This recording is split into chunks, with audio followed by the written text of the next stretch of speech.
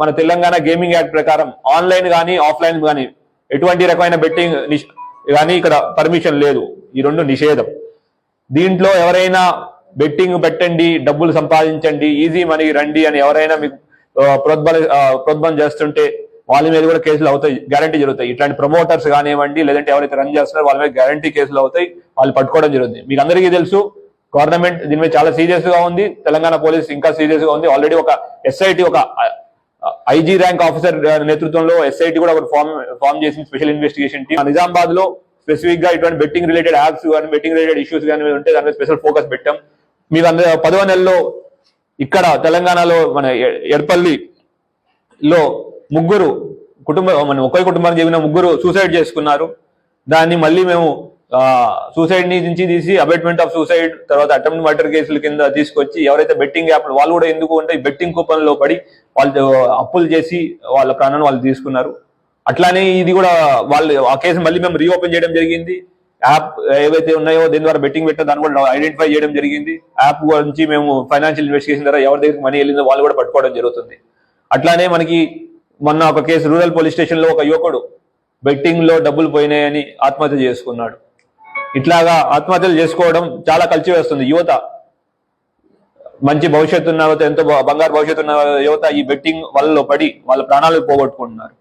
ఒకవేళ వాళ్ళు ఎందుకు ఆత్మహత్య చేసుకున్నారని మేము స్టడీ చేస్తే ఏమైందంటే వాళ్ళకి ఇది అవమానం ఫీల్ అయ్యి, లేదంటే ఎవరైనా చిన్న చూపు చేస్తారని ఏదో ఒకటి ఆ భావన వల్ల వాళ్ళు ఆ ఎక్స్ట్రీమ్ స్టెప్స్ కి వెళ్తున్నారు. ప్లీజ్ పోలీస్కి ఇంటిమేట్ చేయండి. ఎటువంటి ఇందాక కేసుల్లో కూడా మేము ఎక్కడ ఎవరైతే విక్టిమ్స్ ఉన్నారో వాళ్ళ పేరు ఎక్కడ డిస్క్లోజ్ చేయట్లేదు. ఫర్ వెరీ మెయిన్ రీజన్ వాళ్ళ యొక్క ఐడెంటిటీని కాపాడాలి.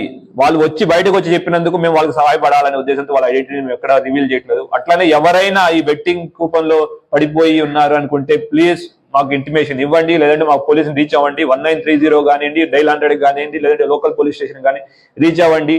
మేము విల్ ప్రొటెక్ట్ యువర్ ఐడెంటిటీ. అట్లానే మిమ్మల్ని మోసం చేసి ఈ బెట్టింగ్ యాప్ లో వలలో లాగిన వాళ్ళని గ్యారంటీ వాళ్ళ మీద యాక్షన్ తీసుకోవడం జరుగుతుంది.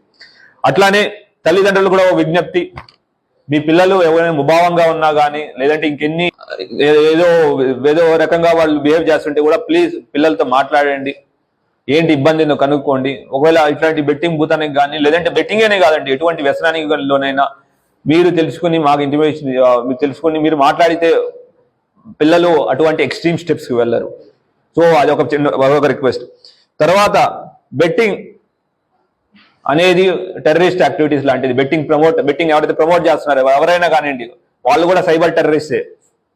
వాళ్ళ మీద అంతే స్ట్రిక్ట్ గా మేము యాక్షన్ తీసుకోవడం జరుగుతుంది. మీకు తెలిసి కానీ మీ ఏరియాలో ఎవరైనా బెట్టింగ్ ఆడుతున్నట్టు కానీ ఎటువంటి ఇన్ఫర్మేషన్ ఉన్నా ప్లీజ్ మాకు షేర్ చేయండి. వాళ్ళ మీద స్ట్రిక్ట్ యాక్షన్ తీసుకోవడం జరుగుతుంది. అందులోనూ మేము sections normal gaming act sections తో కాకుండా వీటిని బెట్టింగ్ ని ఆర్గనైజ్డ్ క్రైమ్ కింద మేము ట్రీట్ చేస్తున్నాం. దానికి అనుగుణంగానే సెక్షన్స్ పెట్టడం జరిగింది. సో ఎవరైనా ఈ బెట్టింగ్ ప్రమోట్ చేస్తే వాళ్ళ గ్యారంటీ జైలు పోవడమే కాకుండా ప్రాపర్టీ ఏదైతే సంపాదించారో ఇదంతా జప్తు చేయడం జరుగుతుంది.